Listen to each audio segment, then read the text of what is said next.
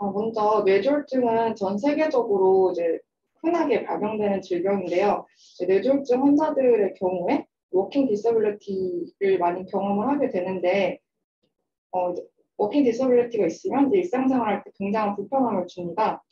걷는 행위 자체가 일상생활에서 굉장히 기본적이고 또 중요한 행위입니다. 그래서 이제 걸을 수 있는 능력이 삶의 질에 이제 미치는 영향이 굉장히 큽니다. 그래서 뇌졸중 이제 리헵을 할 때 그 보행 독립성을 정확하게 예측하는 것이 이제 그 사람들이 퇴원을 할 수 있을지 않을지에 결정하는데 크리티컬합니다. 그래서 이렇게 결정을 할 수 있는 네 중요한 팩터를 고르는 것이 중요합니다. 그래서 이때 이 논문에서는 Functional Independence Measure, FIM이라는 FIM 스코어를 기준으로 해서 이제 결정을 합니다.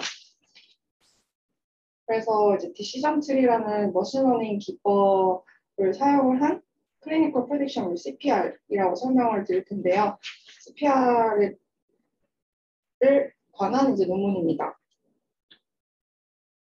일단 이 보행 독립성을 예측할 때 이 뇌졸중 환자가 퇴원 시기에 가까운 데이터가 되게 중요한데 이제 퇴원 시기에 가까운 데이터는 거의 수집을 불가능하고 이제 보통은 입원할 때 데이터밖에 보유하고 있지 않다고 합니다. 그래서 이제 이 논문에서는 두 가지 고울이 있는데요. 첫 번째는 입원한 그 데이터를 가지고 퇴원할 때의 보행 데이터를 예측하는 CPR을 디벨롭하는 것과 그리고 이제 입원하고 또 입원 후 한 달이 지난 후의 데이터를 가지고 보행 독립성을 예측하는 CPR의 유용성을 검증하는 것 이렇게 두 가지 고울이 있습니다. 메서드적으로는 일단 일본의 코라시키라는 병원에서 코호트 스터디를 했고요. 그리고 참가자 중에서 먼저 포함하는 환자들은 뭐 뇌졸중이 있고 포스트 아큐 페이즈 있고 또 병원에 입원해 있고 한 사람들을 포함하였고 배제한 환자들 같은 경우는 입원할 때 이제 정보들이 불충분하게 받았거나 아니면 양쪽이 마비가 있거나 사지마비가 있거나 아니면은 병원에 있을 때 뇌졸중 아니면 골절 사망한 경우를 배제를 하였습니다. 그래서 이제 181명의 페이션트를 가지고 진행하였다고 합니다. 변수로는 종속 변수와 독립 변수가 있는데요. 종속 변수 같은 경우에는 아까 말씀드렸다시피 핌 스코어를 기준으로 합니다. 핌 스코어는 1부터 7까지 이렇게 있는데 1은 완전 도움이 필요한 단계고 그리고 숫자가 점점 커질수록 독립성을 회복하는 경우를 말합니다. 그래서 숫자가 높을수록 이제 보행 독립성이 있다라고 말할 수 있습니다.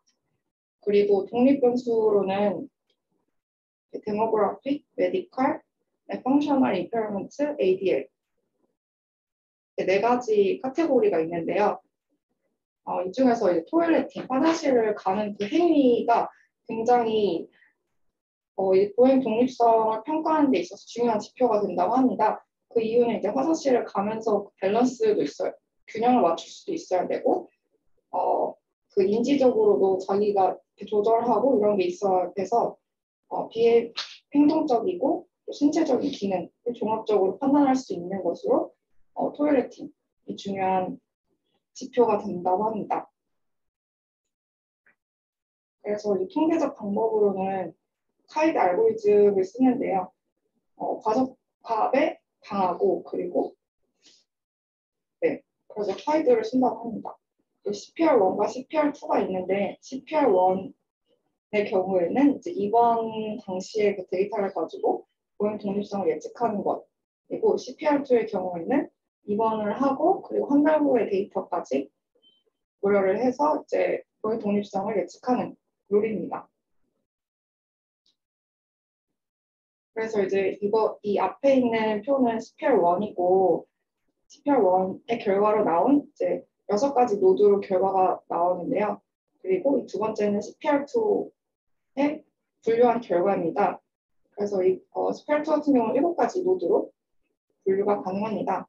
여기서 이렇게 진하게 회색 표시된 부분이 네, 그 예측한 결과이고요. 이게 I가 이제 독립적이다, 그리고 D는 독립적이지 않다, 보행을 할 때 그것을 의미합니다. 이때 CPR1의 경우에는 이제 인지적 손상 아니면 사망, CPR2에서는 이제 문제 해결 능력, 이 세 가지가 특히 더 중요하게 그 보행 독립성을 판단하는 데 중요한 지표의 역할을 한다고 합니다. 그래서 CPR1 같은 경우에는 이제 환자들이 자신이 움직이는 것을 어느 정도인지 자기가 본인이 평가를 할 수는 있지만, 그렇다고 해서 보행 독립 수준까지는 아니고 도움을 받을 필요한 상황인 사람일 수도 있기 때문에 이때 이제 CPR2에서 이 문제 해결 능력 이렇게 두 가지를 같이 고려를 해야 좀 더 완벽하게 보행 독립성을 예측을 할 수 있다라고 합니다.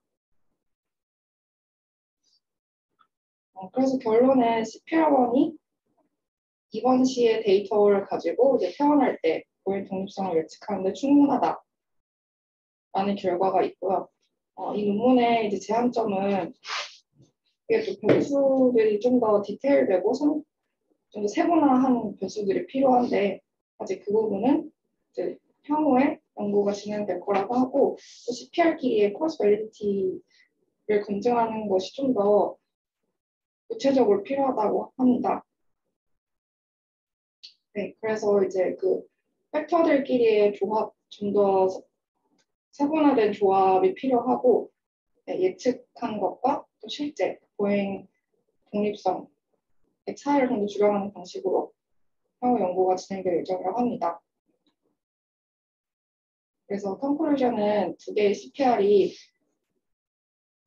이제 퇴원할 때의 보행 독립성 예측을 할 수 있다라는 점이고, 이제 토레이팅이라는 행위 자체가 이 보행 독립성을 판단하는 데 중요한 기준이 되고,